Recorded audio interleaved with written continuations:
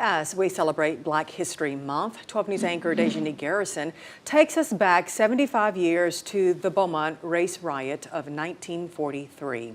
A rumor of a black man raping a white woman sparked a night of terror that ultimately left 3 people dead. Tonight, 3 people who lived through the violence of Jim Crow and segregation tell the stories of how that night shaped the future of the place we call home. Well, Kevin and Erica, this story has truly been a labor of love. They spent time with the Jones brothers of Beaumont, who've attended Starlight Missionary Baptist Church their entire lives and were right here when the riots broke out. And then Kat Combs, she's the granddaughter of a white restaurant owner who risked his life in 1943. They explain why it's so important to learn the ways of our past in order to prevent repeating them in the future. Do you know what started the race riot? I think it was about a black man and a white woman, I guess. Yeah, but a black man had raped a white woman. Uh-huh. She said that he raped her. She hollered rape. That's the way 87-year-old Sidney Jones and his younger brother Sonny remember it too. Like most other boys their age, the Jones brothers would soon head off to fight for Lady Liberty, but not before experiencing the wrath of homegrown oppression and terror in their own backyard. Me and Sonny was going to work. I don't know where we was going. And those guys said, "Where y'all going?" So we said, "We going to work." And so they said, "Don't you know, y'all get back home." And so we went back home. And later on in the day, we found out, what was going on.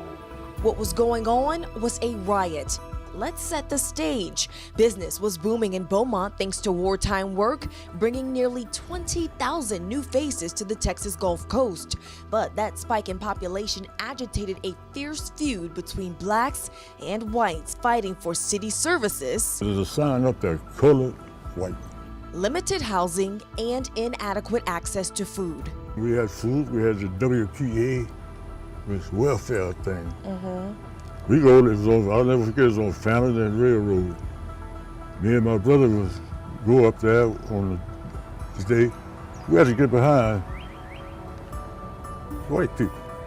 They was poorer than we.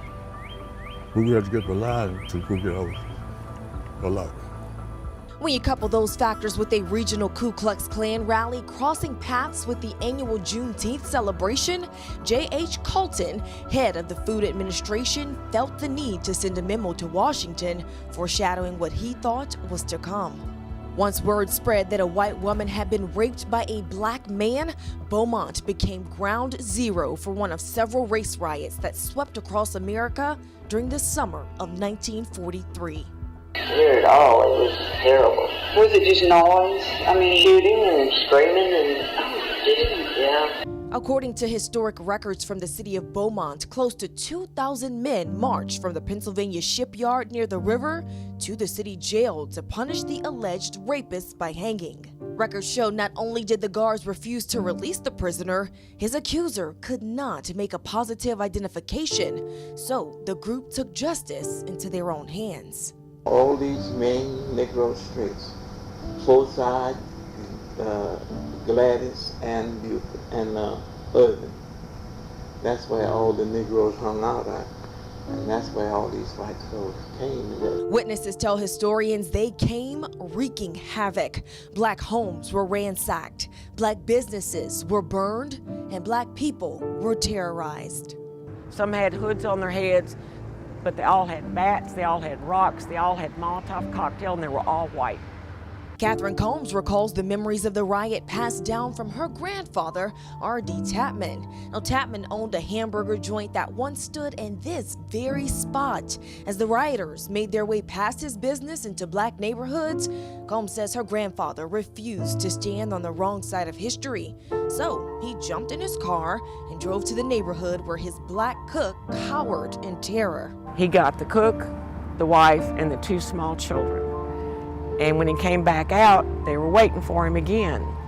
And he had all the family laid out on the floorboard so that they would not be seen or hurt. And he said, "I'm coming through," and he floorboarded it. Just went right through the barricades. As the violent mob began to swell, 1,100 guardsmen, 100 state police, and 75 Texas Rangers were dispatched to Beaumont. Things got so bad that Texas Governor A.M. Aiken was forced to place the city under martial law from June 15th through the 20th, according to records from the Texas State Historical Association. A curfew of 8:30 was set and no one was allowed in or out of town. They came by in the truck and started throwing bricks out in let's get inside. And that's exactly what Sydney and Sonny Jones say they were trying to do. When the pair finally made it home to the South End, Jones says his neighbors were ready to defend what they'd worked their entire lives to build. No damage done to South End. Because the blacks were guarding the streets? They was guarding. In the ditches at night, they was laying out there with guns all the way to Sabine Pass. Were you scared? No, I wasn't scared because they was on guard. Not everyone was as brave as Mr. Jones. Combs says her grandfather never forgot the effect the riot had on his cook's little girls. The two small children would not come out from under my grandmother's bed for 2 days. They were so frightened. And they weren't alone. Once the 5-day period of martial law was lifted, word is thousands of blacks packed up and left town for good. But Beaumont officials say given the transient nature of the town in 1943, it's tough to pin down exactly how many locals never came back. When it was all said and done, 200 businesses were destroyed, 300 people were arrested, and 200 others were hurt. 2 men paid the ultimate price with their lives during the riot, with another one passing away a few months later because of his injuries. If Artie Tapman were still here today, what do you think he would feel about our current state? Oh, he would be so frustrated. He would be so frustrated because it just doesn't have to be this way. What can we do? Keep telling the story.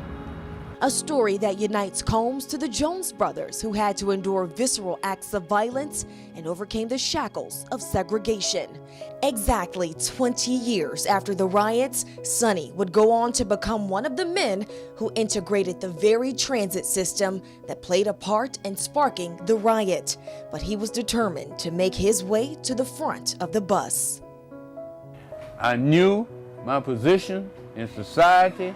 I knew what the world thought about me, but it didn't determine what I could do.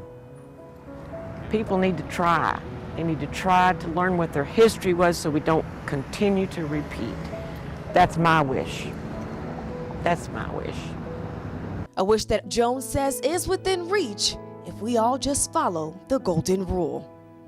Love thy neighbor as thyself. And that's the only thing that's gonna fix what's wrong with our society. In Beaumont, DeJonique Garrison, 12 News.